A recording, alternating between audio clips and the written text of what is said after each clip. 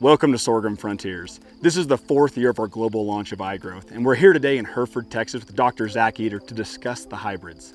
My name is Tanner Antonick, and I'm the Central U.S. Sales Manager for our branded label, Alta Seeds. Thanks for that introduction, Tanner. I'm really excited to be talking about 5 of the products we launched this year. We have 2 of the first generation iGrowth products and 3 of the second generation iGrowth products. This iGrowth herbicide tolerant trait is going to allow us to use that ImiFlex herbicide from our partner UPL.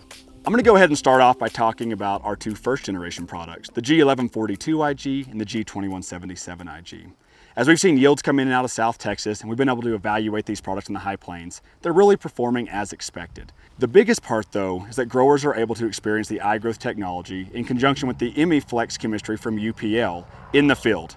Growers have been very impressed as they've gone out and for the first time been able to have an added tool to go post-application in season to battle those troublesome grasses and weeds. Additionally, we have guys that were a little bit skeptical of the pre-emerge program, but they were able to go out, apply it early, and they saw a really good early season control that went late into the season, and they were really happy with the added grass and weed control they got. Zach, I've had growers call me from the Texas Panhandle this week, as well as Nebraska, and they've mentioned that acres have opened up that they previously could not grow sorghum on, all thanks to the iGrowth technology. So it's been very exciting. The biggest thing for me though is I've been able to use the products, the second generation products, and put them out all the way from South Texas up into Nebraska. And growers are calling and very excited about the added dimensions they give our iGrowth portfolio. The 3 products that are going to be in the second generation are going to be the ADV G2168 IG, the 2193 IG, and the 1120 IG.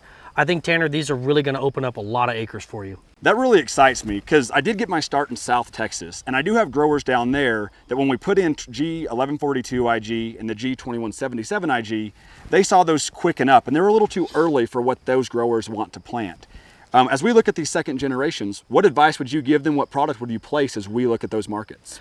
So in that southern market, we really define it as south of the Red River. We really like to see that ADV G2193 IG in that marketplace. It's going to be a true medium. It pairs up really well with our 1203 in that marketplace. Strong yielding environments are going to see great yield potential, and it's still tough enough to handle that upper Gulf Coast. So as we look at the high plains in the Kansas market, growers are wanting something maybe a little more stable in maturity that starts off a little bit shorter in maturity. What advice would you give those growers? For those growers in the Great Plains, I really want to put them on that ADV G2168 IG. This is a product that's going to have a stable maturity, and it's also going to be our first combination of the Aphix and the iGrowth technologies. The Aphix technology obviously is our sugarcane aphid tolerant products, so it's going to give a lot of protection to that grower and still give them the capability of spraying the herbicide over the top. It's going to be a Kansas champion in the future. Yeah, Dr. Eder, I know as I've gone out and I've evaluated our sales plots in Kansas, that's a product that's really stood out to me as well. And that's one that I'm most excited about as we talk with our growers in the high plains about a staple for years to come. Now, the one product you didn't talk about is our G1120 IG.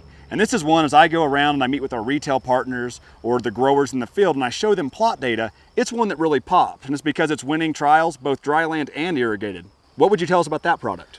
So the 1120 comes out of a really exciting background. It comes from our Australian genetics. So it's going to find a natural home in the Kansas market, but we're seeing broad adaptability from it. It's going to be a strong yielder on dry land and irrigated, as we're seeing in the data. It's one that we want to place on ground that finishes strong. So we maybe want to keep it off of the blow sand and keep it on a little bit heavier soil. But the 1120 is going to stretch into the southern market as well as the Great Plains and all through the southeast. It's going to be one of my personal favorites in our entire lineup. I think the 2 first generation products are going to remain a staple for us, but it really sounds to me like these second generations are going to add more stable maturities and elevate our yield potential, which is really exciting, and it'll help round out that portfolio.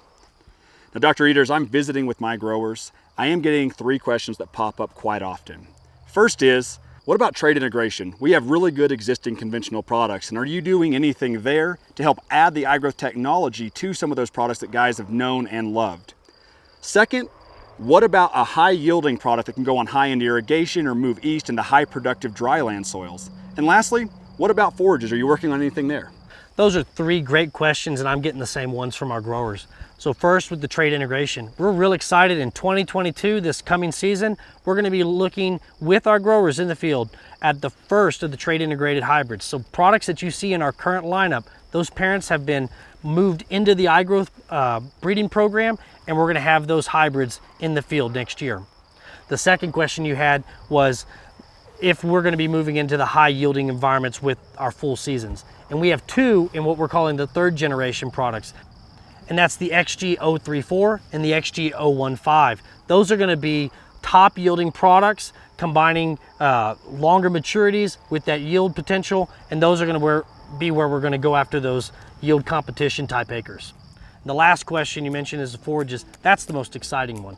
We're launching this year in our Empire lineup the ADVF 8484 IG, the first forage product in North America to have the herbicide tolerant iGrowth trait. So this is something that's really exciting, but I don't want to give it all away. We're going to be talking with Mark, our forage specialist, about all the cool things that are going on with that product. That's extremely exciting to hear, and it's exciting for me on the sales side that I get to work with growers and place these products that have come out of your TD program. As we look forward to the 2022 growing season and the second year of our iGrowth hybrids out in the marketplace, we're excited to work with you to place these new products on your farm, see how they round out your portfolio and help revolutionize your acre. We hope you enjoy the rest of Sorghum Frontiers.